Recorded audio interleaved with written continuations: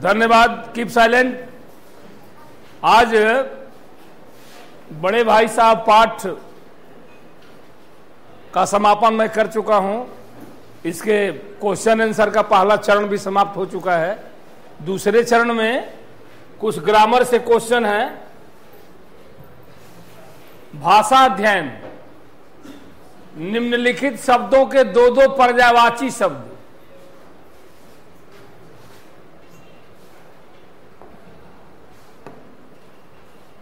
पर्यायवाची समझते हैं ना, समानार्थी शब्द, जैसे नसीहत, सलाह, मशविरा, दो शब्द हो गया। नसीहत उर्दू का शब्द है, उसका आप दो ठो समानार्थी शब्द दे सकते हैं, सलाह और मशविरा, दो हो गया। उसके बाद रोष है, क्रोध, दूसरा रंज, रंज माने भी क्रोध होता है, क्रोध रंज दो हो गया। तीसरा है आजादी, स्वतंत्रता, स्वाधीनता। समझ लीजिए, स्वतंत्रता और स्वाधीनता। राजा, नृपति, नरेश, भूपति, बहुत सारा होता है, इसमें दो ही बताना है। उसके बाद है ताज्जुब, आश्चर्य, अचरज, आश्चर्य और अचरज। ये क्लियर हो गया। दूसरा है प्रेमचंद की भाषा बहुत पैनी और मुहावरेदार है। पैनी मतलब तेज होता है, मुहावरेदार मतलब जैसे मुहावरों का प्रयोग ज्यादा किया गया है, इसलिए इनकी कहानियां रोचक और प्रभावपूर्ण होती हैं। इस कहानी में आप देखेंगे कि हर अनुच्छेद में दो तीन मुहावरों का प्रयोग किया गया है। उदाहरणतः इन वाक्यों को देखिए और ध्यान से पढ़िए। मेरा जी पढ़ने में बिल्कुल न लगता था, 1 घंटा भी किताब लेकर बैठना पहाड़ था। पहाड़ था मतलब ये मुहावरा का शब्द है। पहाड़ होना मतलब कठिन होना। मोहन स्कूल जाता है, विद्यालय तो जाता है, लेकिन उसके लिए पढ़ाई पहाड़ के समान है। इसका ये वाक्य हो गया। दूसरा है भाई साहब उपदेश की कला में निपुण थे, ऐसी ऐसी लगती बातें कहते जैसे जैसे सुक्ति बाण चलाते हों। जिगर के टुकड़े, लगती बातें कहना, सुक्ति बाण चलाना और जिगर के टुकड़े टुकड़े करना, ये तीनों क्या हैं? मुहावरे हैं। यहां देखिए, लगती बातें कहना माने हृदय की चोट पहुंचाने वाली बात कहना। मोहन समाज में आजकल बहुत लगती हुई बातें कर रहा है, माने वैसी बात करना जिससे किसी के हृदय को चोट पहुंचे, उसको कहते हैं लगती बातें। नहीं कहता कि इसको बात लग गई है, इस तरह से। दूसरा है सुक्ति बाण चलाना। सुक्ति बाण चलाना मतलब व्यंग बोलना। समाज में सुक्ति बाण चलाना अच्छी बात नहीं है। हमें किसी के संबंध में सुक्ति बाण नहीं चलाना चाहिए। ये जिगर के टुकड़े टुकड़े करना मतलब हृदय तक चोट पहुंचाना। मोहन की मां का दूसरा पुत्र जब मरा तो उसके जिगर के टुकड़े टुकड़े हो गए। इस तरह से वाक्य बनेंगे। उसके बाद है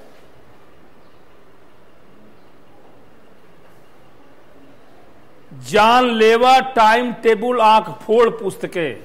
जानलेवा, जान लेने वाला, आंख फोड़, आंख को फोड़ने वाला।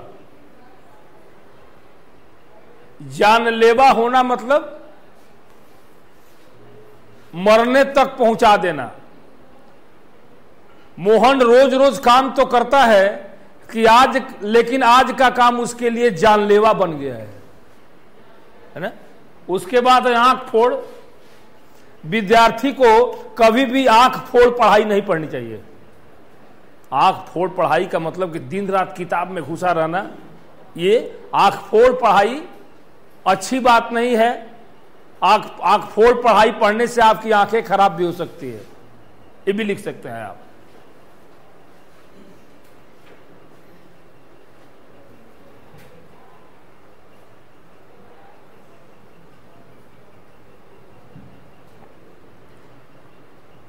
निम्नलिखित मुहावरों का वाक्यों में प्रयोग कीजिए। सिर पर नंगी तलवार लटकना, पहला मुहावरा।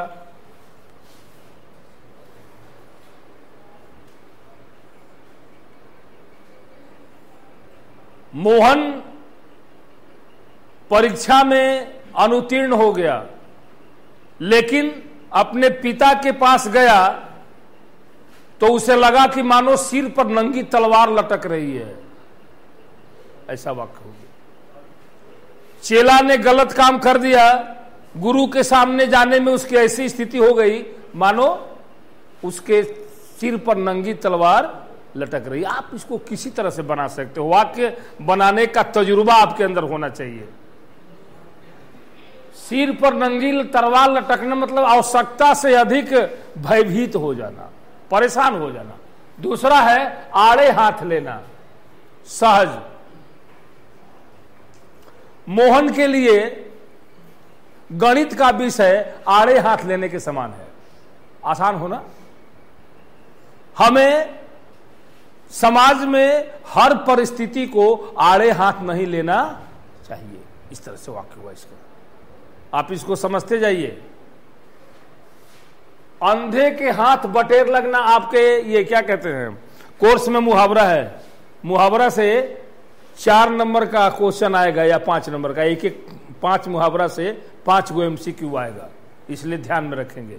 किताब आपके पास है ना बीके सिन्हा वाला, उसमें जितना मुहावरा है कम से कम उसको एक बार सरसरी निगाह से जरूर देख लीजिएगा, याद करने के सिलसिले में, ताकि 75% दिमाग में आ जाए, तभी बनेगा। अंधे के हाथ बटेर लगना, इसका मतलब कि असंभव कार्य संभव होना, जो हम नहीं चाहते वो भी मेरे हाथ आ जाना। एक अंधा व्यक्ति जा रहा था, सामने से एक व्यक्ति आ रहा था, वह उससे धक्का खाया और उसके पॉकेट में हाथ चला गया तो उसके हाथ में 20 रुपए के नोट आ गए, जैसे अंधे के हाथ बटेर लग गया। मोहन बाजार में सब्जी बेच रहा था, अचानक बाजार के और दुकानदारों की सब्जियां खत्म हो गई। मोहन के बाद जो सब्जी बची थी वह दुगने तिगुने दाम पर बेचने लगा, जैसे अंधे के हाथ बटेर लग गया। इस तरह से आप वाक्य बनाएंगे।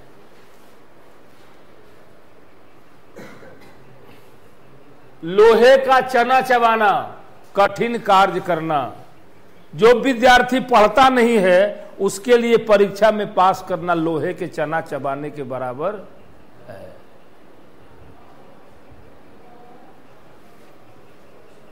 दांतों पसीना आना,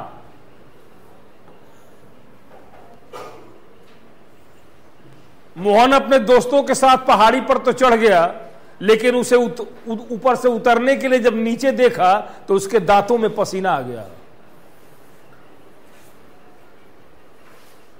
ऐरा गैरा नत्थु खैरा,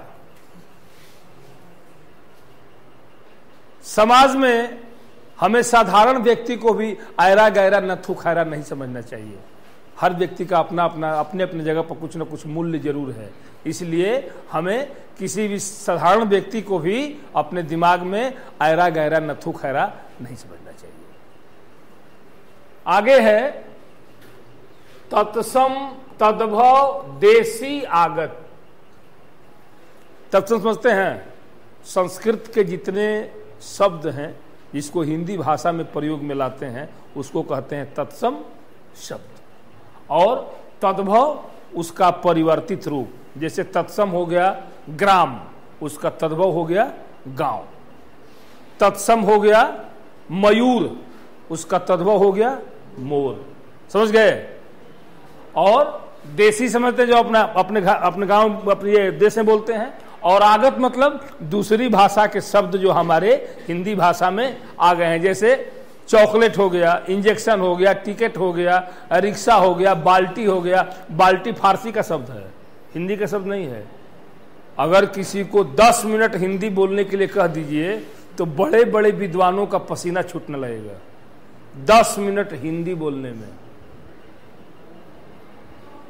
किसी फिल्म में एक जगह गया ये धर्मेंद्र किसी साइकिल वाले की दुकान के पास, अरे द्विपाद चक्र अभियंता मेरे द्विपाद चक्र का अग्र चक्र वक्र हो गया है।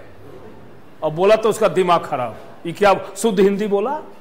द्विपाद चक्र, अरे द्विपाद चक्र अभियंता, मेरे द्विपाद चक्र का अग्र चक्र वक्र हो गया है। शुद्ध हिंदी है ना? तो देखो कितना कठिन है। अरे मेरे साइकिल का चक्का टेढ़ा हो गया, ठीक कर दो। ये तो क्लियर हो गया, साइकिल अंग्रेजी का शब्द है।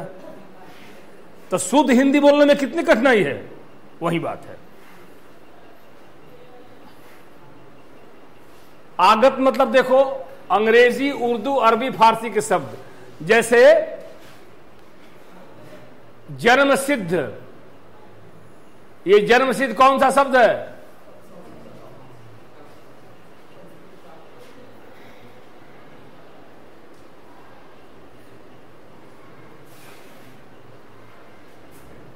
ये बताया है इसमें, तत्सम शब्द है, ये तद्भव है, ये देशज है, ये आगत शब्द है। अब इसमें तालीम कैसा शब्द है? आगत, आगत शब्द है ना। आप बताइए जल्दबाजी कैसा शब्द है? जल्दबाजी आगत है। किस भाषा का शब्द है बोलिए? उर्दू फारसी है। जल्दबाजी उर्दू फारसी है। अरे ये देसी शब्द है, जल्दबाजी नहीं बोलते समाज में। अरे भाई जल्दीबाजी में करो ये काम, बैठो। उसके बाद पुख्ता आगत शब्द है। हाशिया ये भी आगत शब्द है। चेष्टा, तत्सम, जमात उर्दू का शब्द है, आगत। हर्फ आगत। सुक्ति बाण, ये सुक्ति बाण तत्सम शब्द है। जानलेवा तद्भव। आंख फोड़ तद्भव। घुड़कियां देसी शब्द। आधिपत्य तत्सम। पन्ना आगत, आगत। मेला आगत, मेला ये तद्भव। तमाशा आगत। मसलन आगत। स्पेशल आगत। स्कीम आगत। फटकार देसी। प्रातःकाल देसी। विद्वान देसी। निपुण देसी। भाई साहब देसी। अवहेलना, अवहेलना भी देसी होगा। टाइम टेबल आगत। तद्भव अवहेलना आगत है, अंग्रेजी का शब्द है। ये हाशिया जो है उर्दू का शब्द है, हाशिया। पुख्ता है भी उर्दू का शब्द है। जल्दबाजी आगत है नहीं, मेरे हिसाब से ये देसी शब्द होगा। दिया है क्या? हो सकता है आगत है। किस भाषा का शब्द है वो बताओ? किस भाषा में दिया हुआ है? मैंने फारसी का है कि उर्दू का है कि किसका है? नहीं,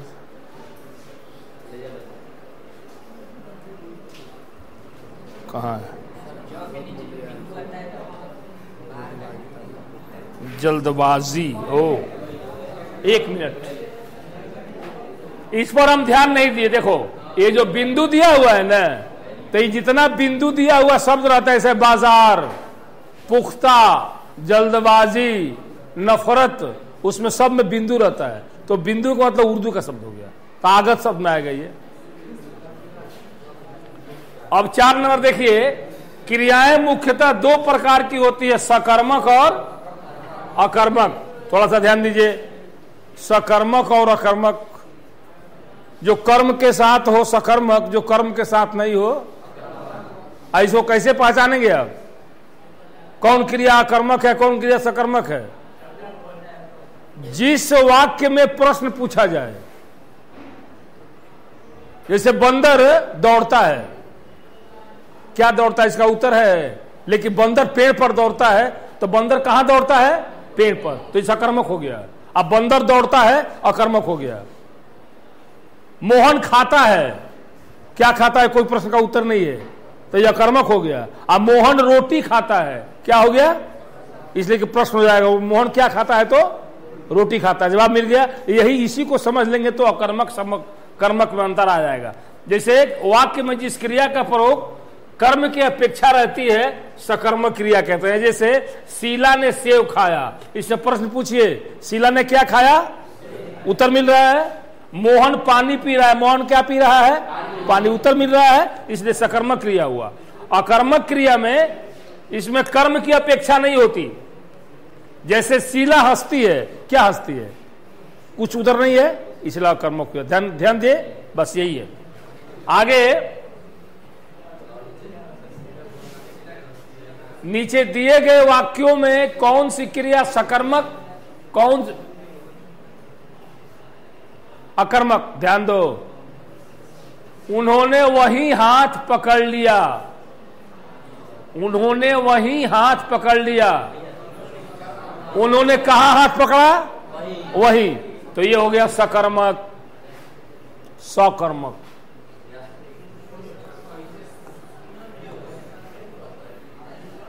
फिर चोरी सा जीवन कटने लगा। कैसा जीवन कटने लगा, चोरों सा, चोरों की तरह, ये भी हो गया सकर्मक। शैतान का हाल भी पढ़ा होगा। किसका हाल पढ़ा होगा, शैतान का।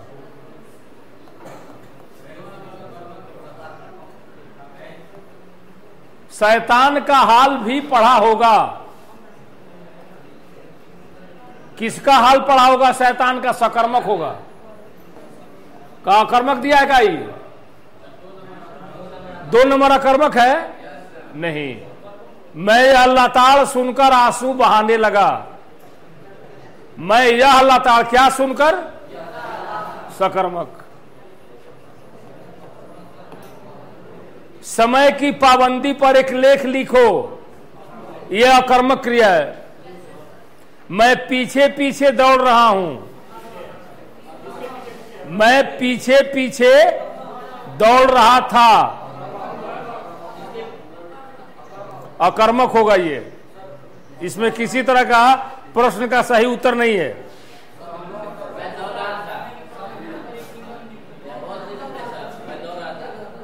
मैं दौड़ रहा था, ये भी नहीं होगा सकर्मक। मैं दौड़ रहा था, तो कहां दौड़ रहा था, पीछे पीछे, लेकिन पीछे पीछे अव्यय है, इसलिए इसको सकर्मक मानने में कठिनाई है। एक प्रत्यय लगाकर शब्द बनाइए, विचार, वैचारिक। इतिहास से ऐतिहासिक, संसार से संसारिक, दिन से दैनिक, दैनिक, नीति से नैतिक, नैतिक, प्रयोग से प्रायोगिक, और अधिकार से आधिकारिक। इसमें इक प्रत्यय लगा करके बनाना है।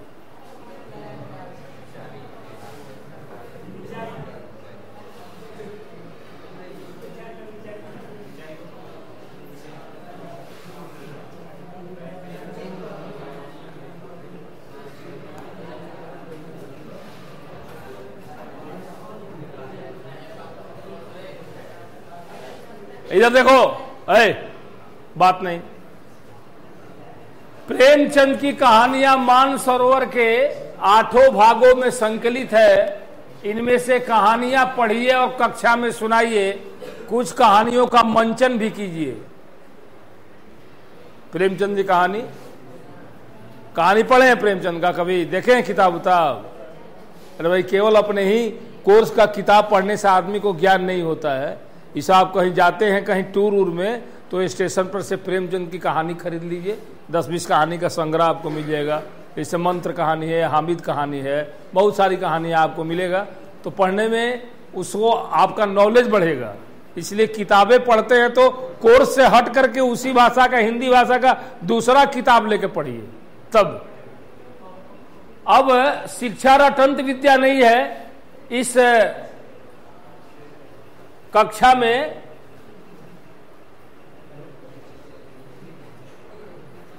इसका प्रयोग कीजिए। शिक्षा रटंत विद्या नहीं है। कक्षा में इस पर परिचर्चा आयोजित कीजिए। बात सही है। रटंत विद्या भूलंत नहीं, भूलंत तो कभी मिलंत नहीं।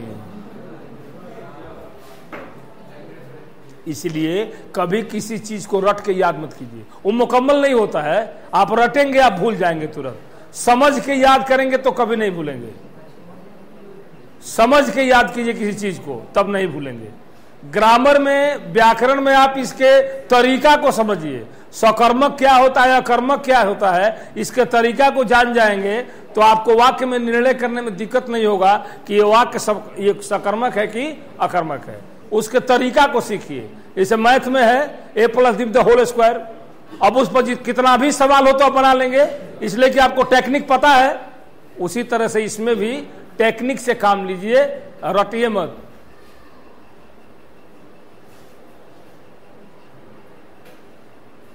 क्या पढ़ाई और खेल कूद साथ साथ चल सकते हैं?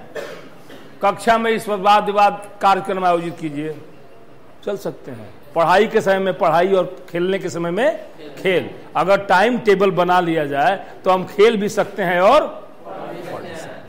अब पढ़ने के टाइम में खेल और खेलने के टाइम में पढ़ाई, ये संभव नहीं है, लेकिन टाइम टेबल अगर निश्चित किया जाए तो हम दोनों काम को कर सकते हैं। पहले के जमाने में था कि पढ़ोगे लिखोगे बनोगे नवाब और खेलोगे कूदोगे होगे खराब। आजकल खिलाड़ी जो है कितना पैसा कमा रहा है, खेल में जो चला गया उसका भाग्य चमक गया।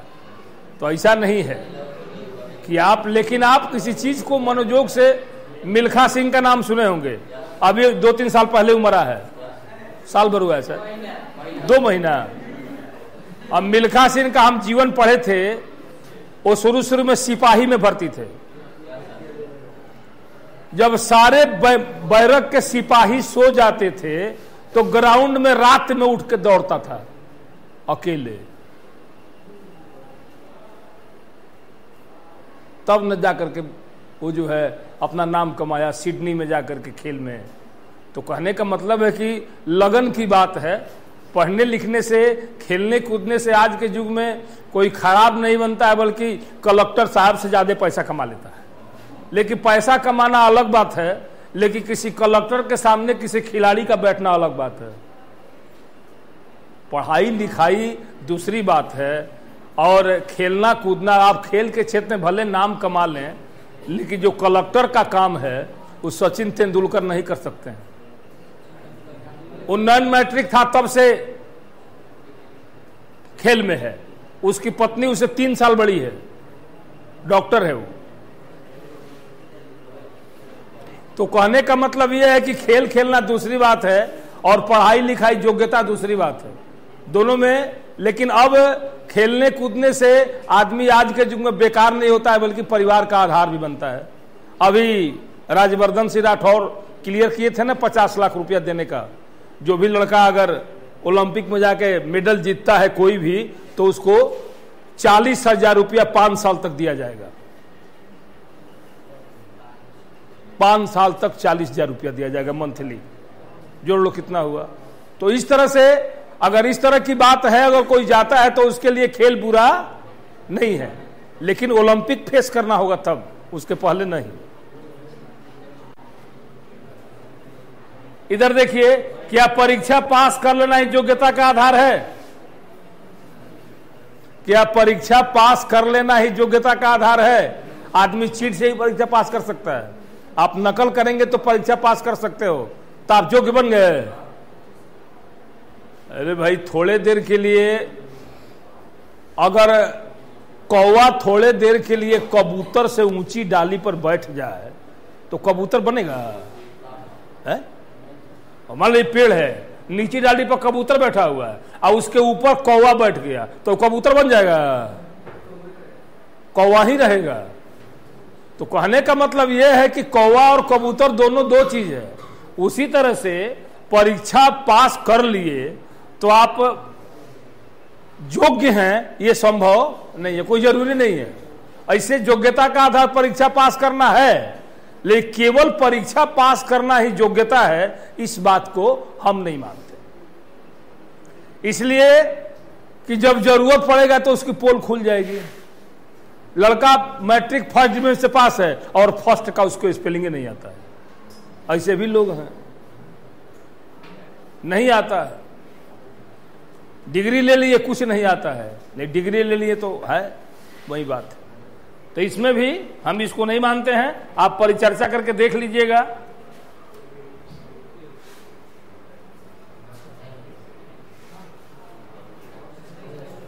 इस तरह से आज मैं इस पाठ का समापन कर दिया।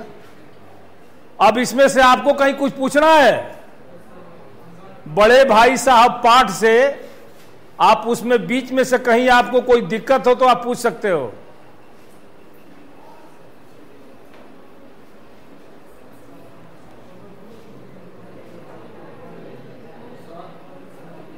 बोलो। हाँ?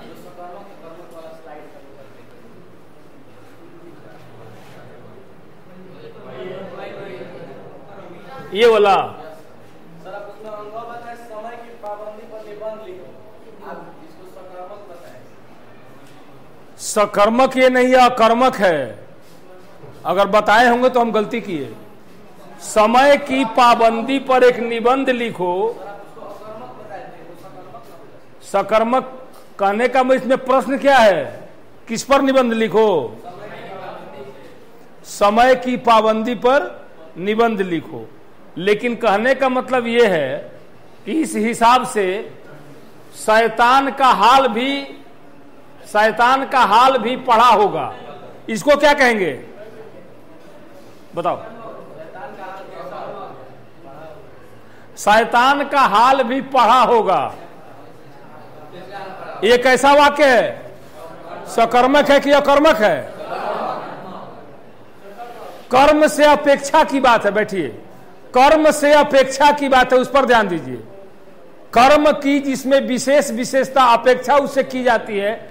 जैसे समय की पाबंदी पर इसमें लेख लिखो, इसमें कर्म से कोई अपेक्षा की बात नहीं है, ध्यान दो। उसमें कर्म से अपेक्षा की बात है। समय की पाबंदी पर लेख लिखो, लेख लिखना इसमें कोई कर्म की विशेष महत्व नहीं है। लेकिन इसमें शैतान का हाल भी पढ़ा होगा, तो किसका हाल पढ़ा होगा? शैतान का हाल पढ़ा होगा। लेकिन इसमें भी कर्म अपेक्षित नहीं है, कर्म पर विशेष बल नहीं दिया जा रहा है, कर्म की प्रधानता यहां पर नहीं है, इसलिए अकर्मक होगा। मेरा तो यही उत्तर होगा। जैसे उदाहरण के लिए छोटे में समझ लीजिए, मोहन खाता है और मोहन केला खाता है। अब मोहन रोज रोज खाता है, ये मेरे हिसाब से अकर्मक क्रिया होगा। मोहन रोज रोज खाता है। लेकिन मोहन केला खाता है, इसमें कर्म क्या हो गया? केला हो गया। और रोज रोज कर्म नहीं होगा। जरा सा किताब देखना, हो सकता है कि मुझको समझाने में कहीं परेशानी हो, लेकिन मुझको नहीं लगता है कि मैं गलत रेख में जा रहा हूं। सही है। कर्म के अपेक्षा, कर्म को जब अपेक्षित रूप में लेंगे, जहां महत्व है कर्म का, इसमें समय की पाबंदी पर एक लेख लिखो, इसमें मेरे हिसाब से कर्म का विशेष महत्व नहीं है, इसलिए यह कर्मक होगा। और कुछ और पूछो।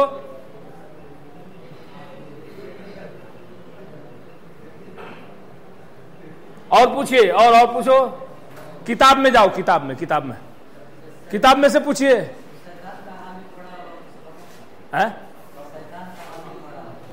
शैतान का हाल भी पढ़ा होगा, ये भी सकर्मक मेरे हिसाब से नहीं, गलत है, अकर्मक ही होगा ये भी।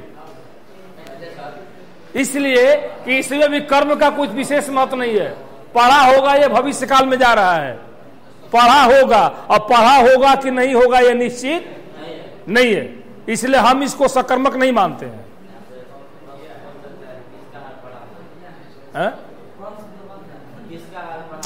कर्म का विशेष महत्व नहीं है इसमें।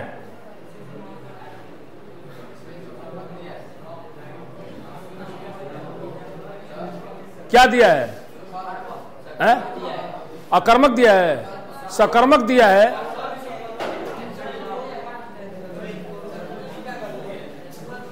वो दिया है अर्थ, लेकिन उसको हम किताब देखेंगे तब क्लियर करेंगे।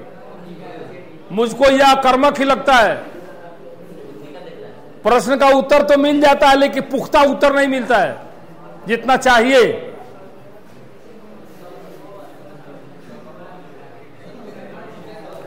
और पूछिए, और पूछिए।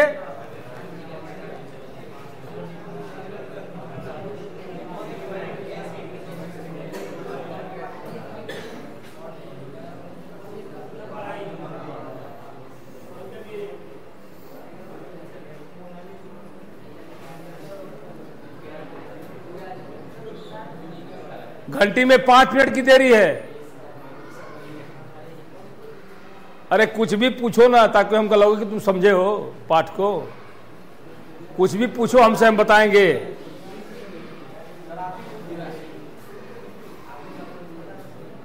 है? हम ही पूछ लें।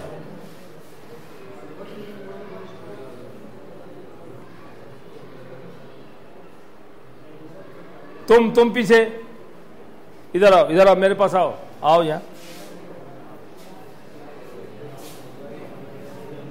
कहां से पूछे? किताब से पूछे कि व्याकरण से पूछे? व्याकरण से पूछे।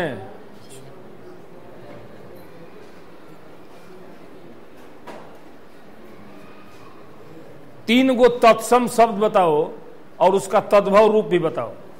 3 तत्सम का तद्भव बोलो। नहीं पता है? अच्छा, सकर्मक क्रिया किसे कहते हैं बताओ। कर्ता को जिस फल पड़ता है उसे सकर्मक क्रिया। जैसे उदाहरण बताओ। राम सेव खाएगा। राम सेव खाता है। राम सेव खाता है। इसमें कैसे इसको विश्लेषण करो, कैसे सकर्मक है? राम क्या खाता है? हाँ, सेव खाता है। तो कर्म के फल की बात कहाँ है यहाँ?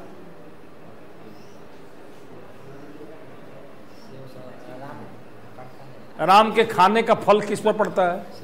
सेव पर। इस तरह से बोलिए तब ना। राम क्या खाता है? सेव खाता है। इसका मतलब कि राम के खाने की क्रिया जो हो रही है सेव के साथ हो रही है, सेव पर उसका फल पड़ रहा है, इसलिए हो गया सकर्मक। चलो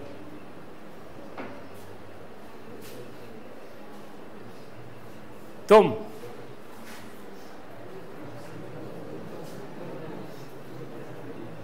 मोहन दौड़ रहा है, इसको सकर्मक क्रियाएं बदलिए तो। अच्छा, ये पहले क्लियर करो कि अकर्मक है कि सकर्मक है। मोहन दौड़ रहा है, सकर्मक है कि अकर्मक? सकर्मक है। कैसे? कर्म अपेक्षा नहीं है क्रिया की। क्रिया की अपेक्षा नहीं है, तो इसका कर्मक हो गया। अकर्मक और सकर्मक क्रिया का तो कोई मतलब ही नहीं होता है। इसमें कर्म की बात है। जो कर्म के साथ हो सकर्मक, जो कर्म के साथ नहीं हो अकर्मक। तो मोहन दौड़ रहा है, इसमें कर्म है कि नहीं है? कर्म। कौन सा कर्म है? दौड़ रहा है। दौड़ रहा है। उसका फल कहां पड़ता है? क्या दौड़ रहा है? अगर प्रश्न हम पूछें तो उसमें कोई उत्तर है? करता है। मोहन दौड़ रहा है। मोहन दौड़ रहा है। क्या दौड़ रहा है मोहन?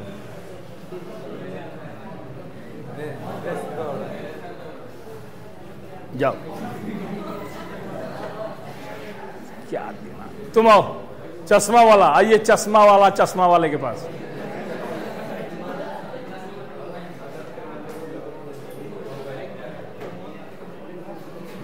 कपोत,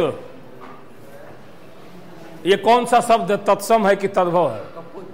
कपोत, कपोत तत्सम है कि तद्भव है?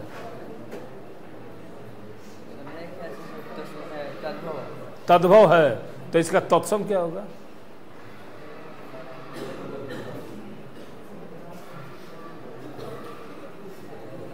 अंजादे 50-150। कपोत शब्द तत्सम शब्द है, जो संस्कृत का शब्द है। इसका तद्भव क्या होगा ये बताओ। अरे रुको, कपोत का तद्भव, हाँ आप बताइए। वो क्या बताएगा? तुम बताओ। चलो आओ, किताब खोल के रखे हैं, तुम बताओ। जब कपोत का तद्भव क्या होगा? अरे अभी तुम्हारे स्कूल में क्या उड़ता है? कौन पक्षी? तो वही ना होगा। जाओ कपोत का तद्भव कबूतर। जैसे आंसू शब्द है, आप आइए प्लीज कीप साइलेंट।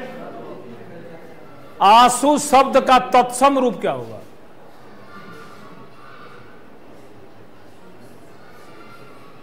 बताओ। आंसू तद्भव शब्द है, इसका तत्सम रूप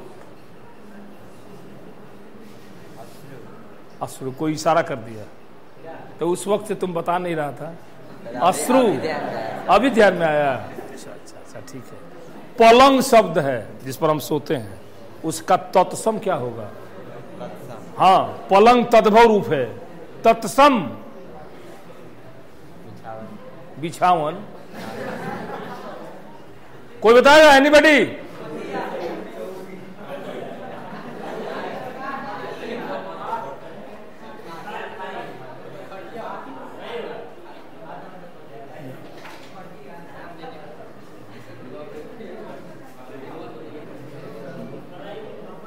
ये सब मजाक कर रहा है। कोई खटिया बोल रहा है, कोई खाट बोल रहा है। पर्यंक, पर्यंक शब्द है, वो हमको मालूम था, कोई नहीं बता पाएगा। पर्यंक माने पलंग होता है। पर्यंक ये संस्कृत का शब्द है, उसका पलंग जो होता है तद्भव रूप है। जैसे हस्ती है, उसका क्या होगा जी? इधर हस्ती, हस्ती का तद्भव रूप।